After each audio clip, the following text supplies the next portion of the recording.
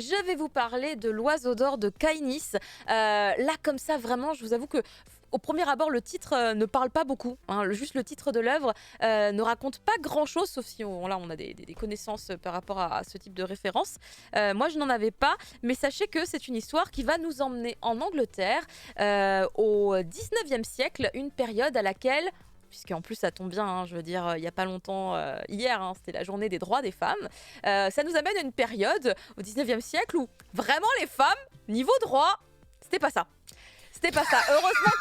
Heureusement qu'il y a eu voilà, des gens qui se sont sacrifiés, des gens qui ont mené des combats, et qu'aujourd'hui on puisse faire autant de choses, qu'on puisse retrouver des mangaka femmes par exemple. Ne serait-ce que ça, je pense que tous les combats dans le monde entier ont joué par rapport à ça.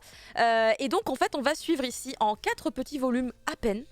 Et donc ça c'est vraiment très cool, une série finalement assez courte, l'histoire d'une jeune anglaise qui s'appelle Léa et elle a grandi toute sa vie avec ce regard extrêmement finalement patriarcal de tous les hommes de son entourage qui lui expliquent que bah non, enfin Léa, excuse-moi, mais t'es une fille, tu ne peux pas être capable d'écrire aussi bien. Bah non, à qui t'a demandé d'écrire ces lignes? Car en fait, elle a un talent, elle a un don qu'elle va évidemment continuer à pratiquer et elle va se mettre à écrire des romans et elle se rend bien compte que dans le monde dans lequel elle vit, elle ne peut pas exister en tant que romancière. Il faut qu'elle prenne un pseudonyme masculin et personne ne doit être au courant qu'elle écrit des romans. Donc c'est vraiment une espèce de grand secret qu'elle va garder jusqu'à ce qu'elle soit adulte.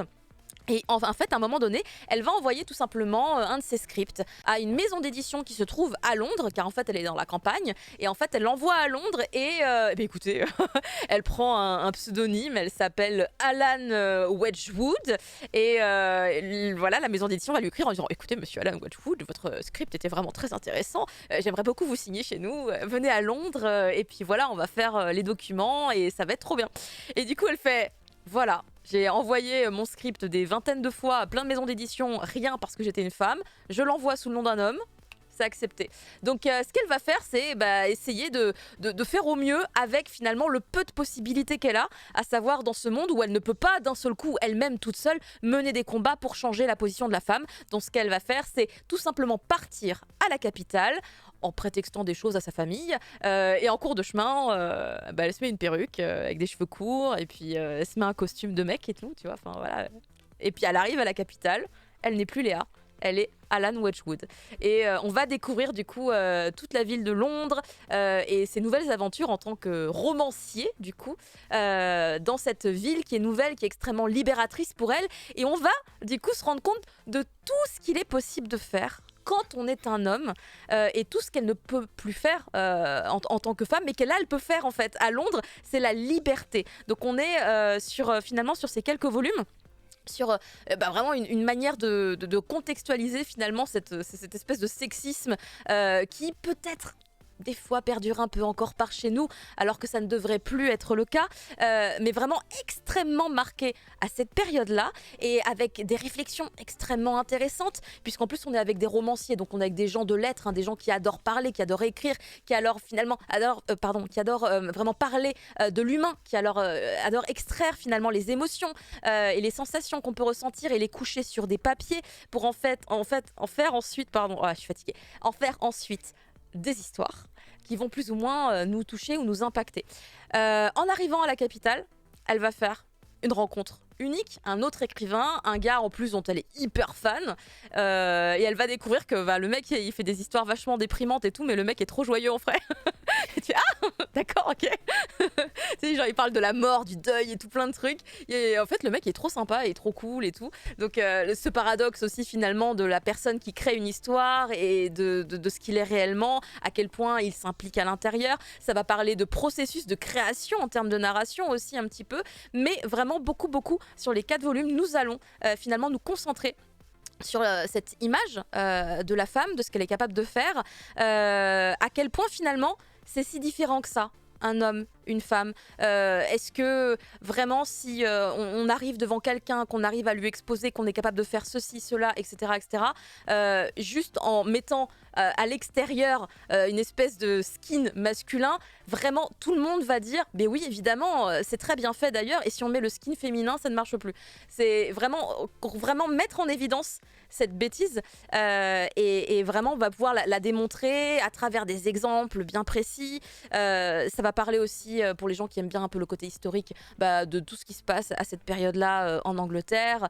Mais vraiment, moi, mon point fort, ça a été toute la réflexion sur plus que la relation des hommes et des femmes, sur l'humain de manière générale, avec aussi vous imaginez un petit peu le développement romantique aussi à un moment donné, parce qu'il y a une romance qui va se développer dans cette histoire, et cette manière unique qu'elle a aussi de se développer avec un cheminement et un questionnement qui est très pertinent et qui est très intéressant, parce que même moi, c'est des questions que je ne me suis pas forcément posées de cette manière-là, avec cet angle-là. Donc même moi, ça m'a fait réfléchir un petit peu finalement à la manière d'interpréter, de comprendre mes émotions, de me rendre compte que peut-être il y a beaucoup de choses que je fais parce que à l'extérieur, les films, les livres, les ouvrages, la publicité sont là finalement pour me montrer des choses, et par mimétisme, je vais m'habituer à certaines choses, mais après, est-ce qu'on réfléchit vraiment à tout ce qu'on fait, à tout ce qu'on pense, à tout ce qu'on ressent?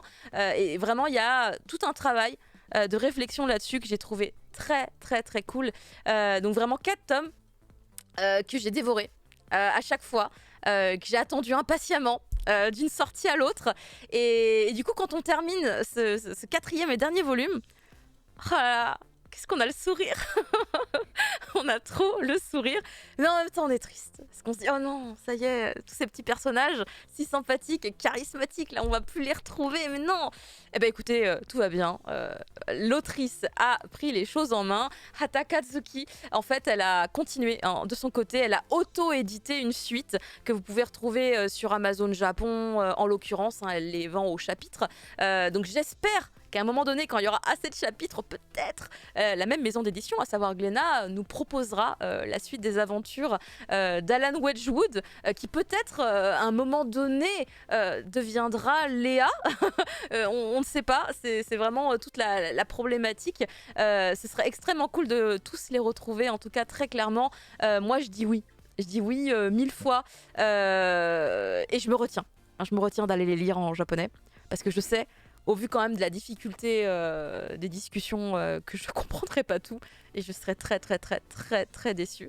Mais vraiment, c'est un grand oui. C'est un grand oui. On n'est pas dans des bastons, on n'est pas dans des combats, il n'y a personne au bûcher, mais vraiment, l'histoire, elle est agréable à lire.